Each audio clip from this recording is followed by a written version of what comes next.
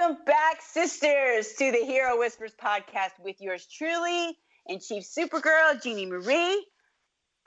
Okay, if you thought you heard some good shit previously to this, wait until you see what I have in store for you today. You have no idea. This woman is the queen of copy. Big love and better copy, Lauren Vanessa Zink. But before we get to hear her amazing voice, I just want to give you guys a 4-on-1 for those of you that are new to the show and talk a little bit about Supergirls. We're a platform that was created to inspire and empower college women to launch from college to life, to help them with tools to navigate the real world when they get out of the big college bubble. And what does that mean? It means coaching and mentoring. And we have this podcast to help give them a voice, to help give them some inspiration. We also have workshops on campuses, motivational speaking, and helping them with these tools that they need. So it's really exciting stuff. Supergirls is starting to get a lot of traction. And we're actually launching a group coaching program, live online group coaching program starting in February for all those juniors and seniors who may need a little extra love as they look for a job and internship. We're going to help you with that. It's called How to Find Your Dream Job in 6 Weeks. And just stay tuned for more on that. But for now, we're going to talk to Miss Lauren. Lauren Vanessa Zink helps rebels with big hearts and big shit to do in the world find their voice, nail their messaging, and write incredible sales-making copy. Armed with a BA and red lipstick, she's taken tens of thousands of coaches, consultants, and creatives from who are you to holy cow, where have you been all my life? When she isn't working on a client launch or writing about herself in the third person, you can find her playing at one of San Diego's awesome dog beaches with her fur baby, Sphinx. Lauren, welcome to the show.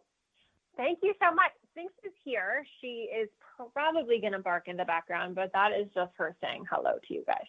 It is totally fine. Sphinx. Hi, Sphinx. I didn't know if Sphinx was a girl or a boy, so I'm so excited to know she's a girl. Yes, I'm so excited about that. We love our girl power. She's a girl. That's right. She is. What kind of dog is Sphinx? Oh my God, she's a magical rescue mix of I have no idea and what a cute face.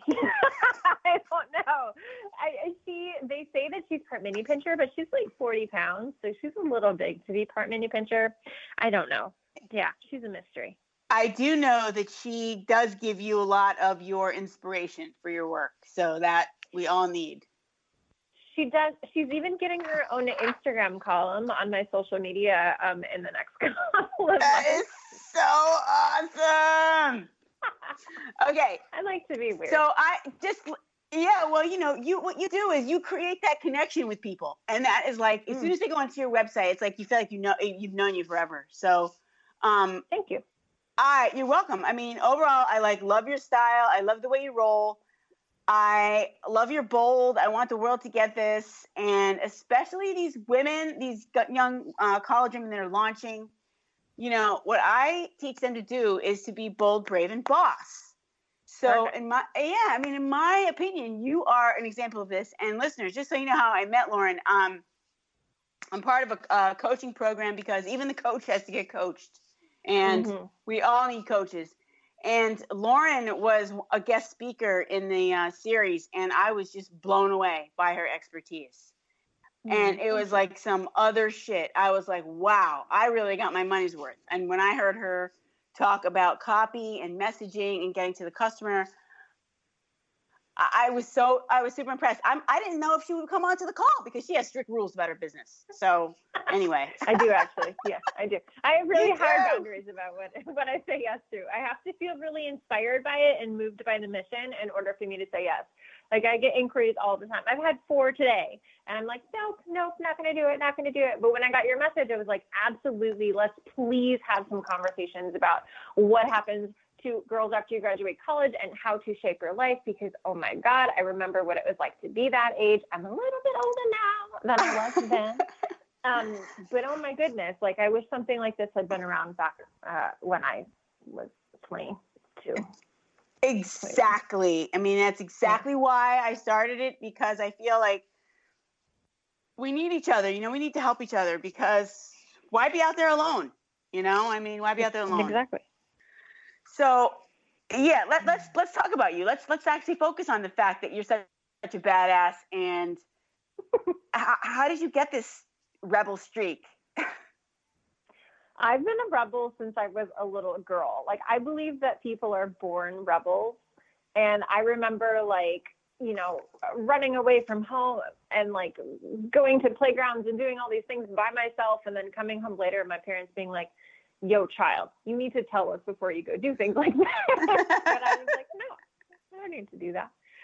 So that's always been a big, big part of me. And it really, really, really came out when I graduated college. Like, I will tell you what my journey was like a little bit there. So I graduated at 22. On my spring break, I was interviewing for jobs. I had one lined up. I took my last final exam. I moved to a completely different state where I knew no people for this job, started a job, and suddenly was out in the world all by myself. And oh my goodness, like, I knew nobody else who had done anything like that. So, and then so scary. It was scary. It was really terrifying. Yeah, it was. But I'm so glad I did it, because I grew so much from that experience in such a short amount of time. And I never would have done that if I hadn't, like, had the balls to do something really brave and crazy. Yeah. I mean, you just went for it. I mean, which state did you move to? I grew up in Wisconsin, so I graduated from University of Wisconsin-Madison.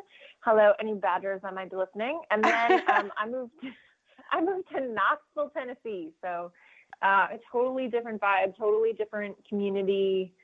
All by my lonesome. Yeah, I mean, it's different than when you go to college. You feel like that for a minute, and then you meet all these friends, and it's like you're there. But then when you move somewhere out of college, it's not the same. It's not like there's people on your floor that you get to know, or people in your classes that are just that you bond with. It's a completely different thing. Completely different. Well, and I remember, like, trying to meet people in that new community and having to be super brave there and use my voice.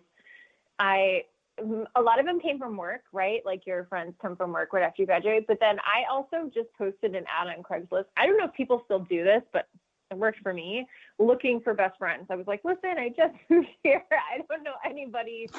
Please be my friend. And I met some of my best friends that way, and also some creepy people, but we don't need to talk about them. Well, that's where the boundaries come into place. That's right.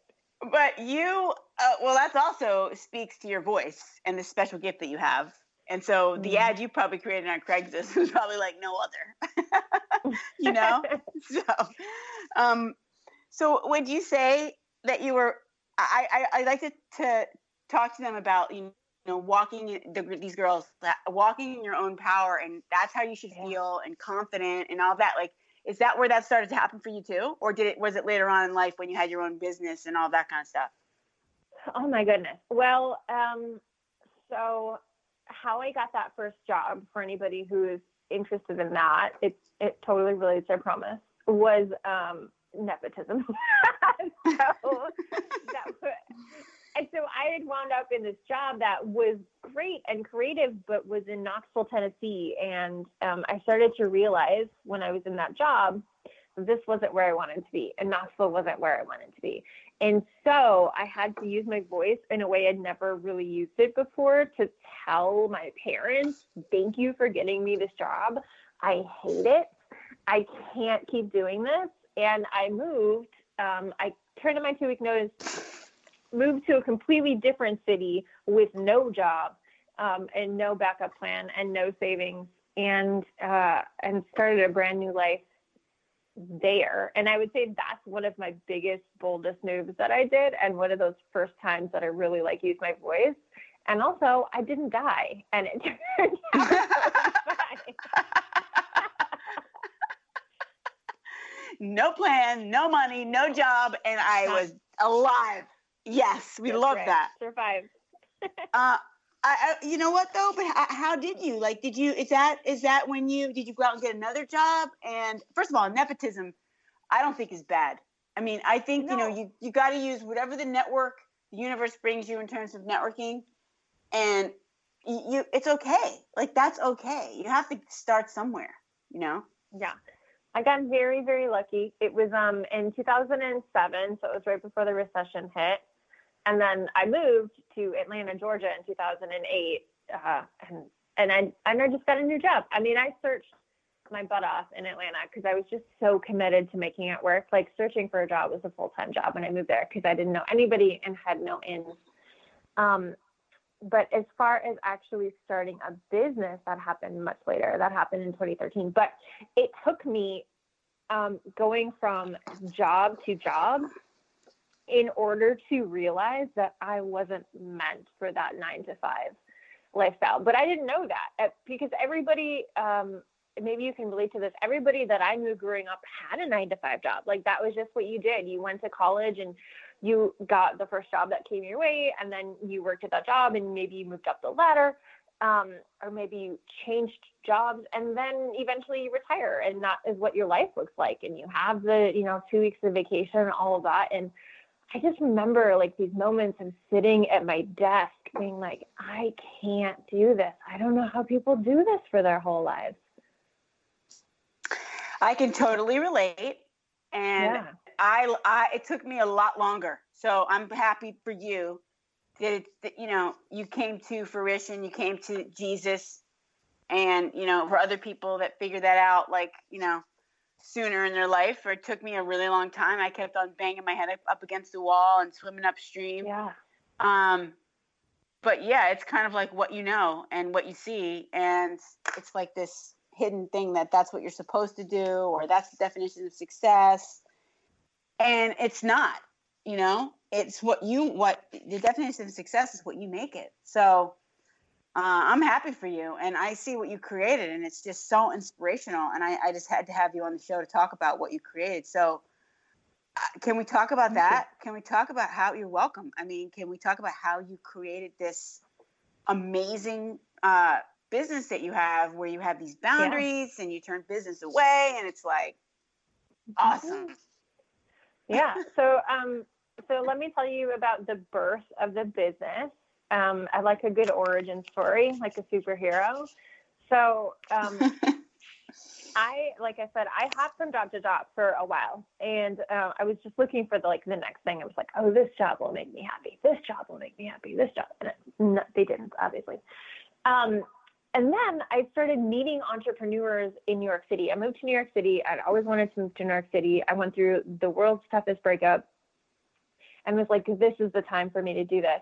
And so I started meeting and dating entrepreneurs. And I looked at them and looked at how they were making money and looked at how they were doing things. And I was like, you're not special. Like, you're not any smarter or more capable than I am. Like, if you can do this, they just went for it. They were braver than I was in that moment, but they just decided to go for it. And I was like, well, if you can decide to go for it, then I can decide to go for it too.